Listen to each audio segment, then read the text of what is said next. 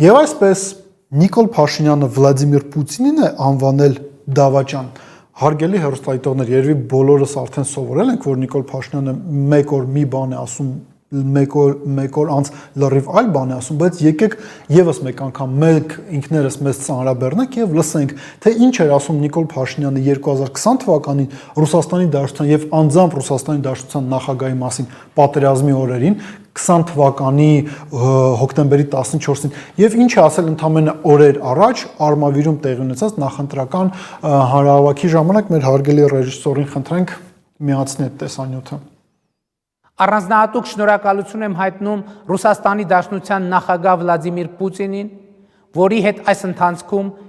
ինտենսիվ կապ ենք պահպանել։ Այս օրերին Ռուսաստանը կարողացավ բարձր մակարդակով կատարել ԵԱՀԿ Մինսկի խմբի համանախագահի եւ Հայաստանի ռազմավարական դաշնակցի իր դերը եւ համոզված եմ այս դերակատարումը կիրականացվի միանշանակ եւ աներկբա հայ եւ ռուս ժողովուրդների բարեկամության լավագույն ավանդույթների համաձայն։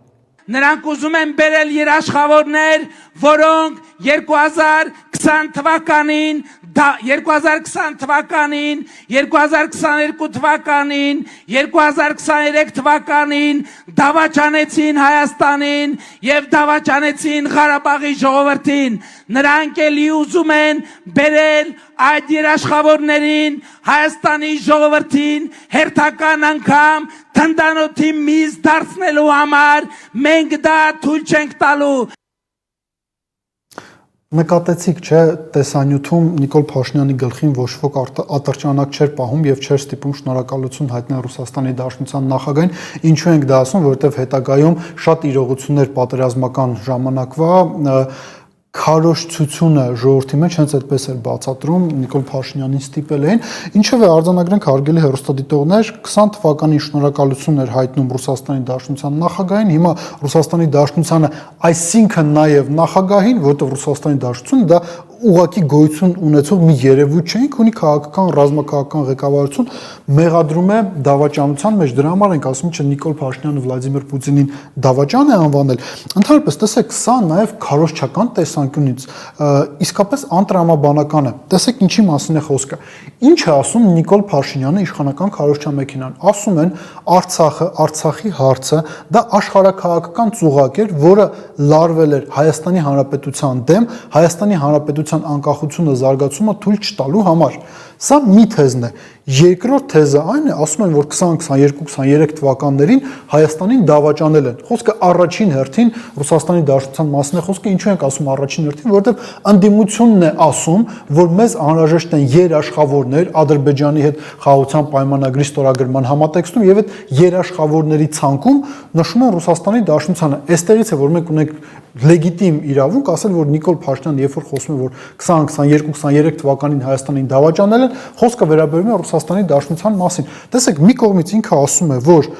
Արցախը ծուղակ էր, մյուս կողմից ասում է ռուսները մեզ դավաճանել են, Ռուսաստանի ղեկավարությունը դավաճանել է։ Ինչու՞մ է դավաճանել, որ չի պահպանել իր իսկ կողմից ստեղծված ծուղակը։ Դուք հասկանում եք, այստեղ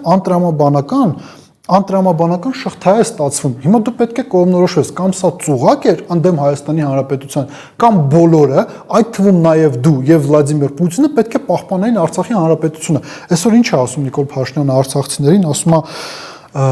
ինչու՞ չեք զոհվել։ Ով էր ասում թող ոչ մի զոհ չպահանջվի ինձանից բացի։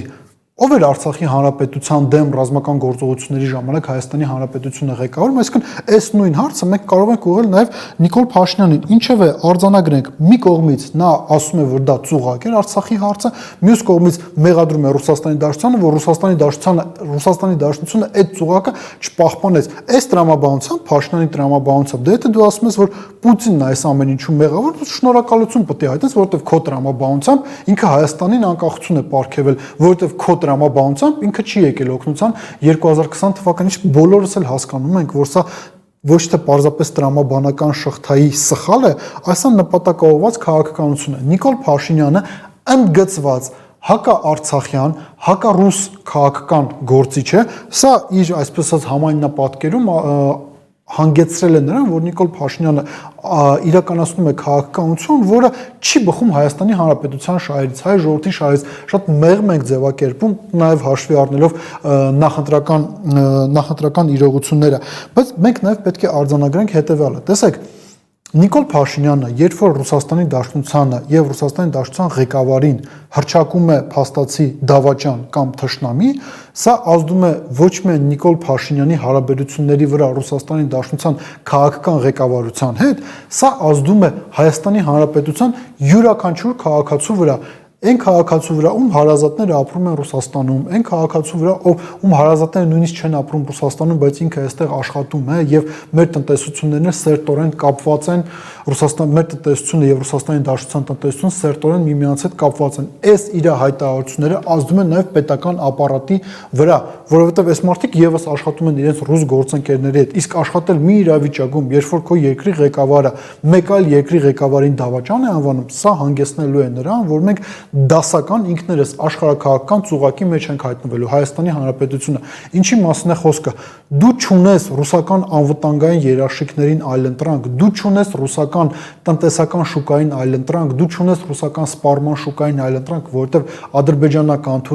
թուրքական շուկաները չեն կարող այլընտրանք լինել։ Անվտանգային առումով էլ եվրոպացի դիտորդները չեն գալու քո համար փոխարինեն 102-րդ ռազմաբազան։ Այստեղ թերևս Իլհամ Ալիևը երևի անկեղծ է շատ ավելի, քան Նիկոլ Փաշինյանը, որ ասում է, որ եթե իրենք մեկ անգամ կրակեն հայ-ադրբեջանական սահմանին, եվրոպացի դիտորդների հետքն էլ չի մնա։ Դրա համար ենք ասում, դու հայտնվում ես աշխարհաքաղաքական ծուղակում, դու փչացնում ես հարաբերությունները Ռուսաստանի Դաշնության հետ, չունենալով թե տնտեսական առումով, թե անվտանգային առումով այլընտրանքային երաշխիքներ, բայց կրկին ասենք եւ ամփոփենք մեր այսօրվա զրույցը, Նիկոլ Փաշինյանը ինքը իր համար չէ, որ միայն խնդիրներ է ստեղծում, ինքը Հայաստանի Հանրապետության քաղաքացիների համար է խնդիր ստեղծում, հայկական բիզնեսի համար է խնդիր ստեղծում, հայկական պետական ապարատի ներկայացուցիչների համար է խնդիրներ ստեղծում եւ իրենք այս ամեն ինչը պետք է հաշվի առնեն շատ ու շատ գործողություններ իրականացնելիս։ Մտածեք այդ մասին։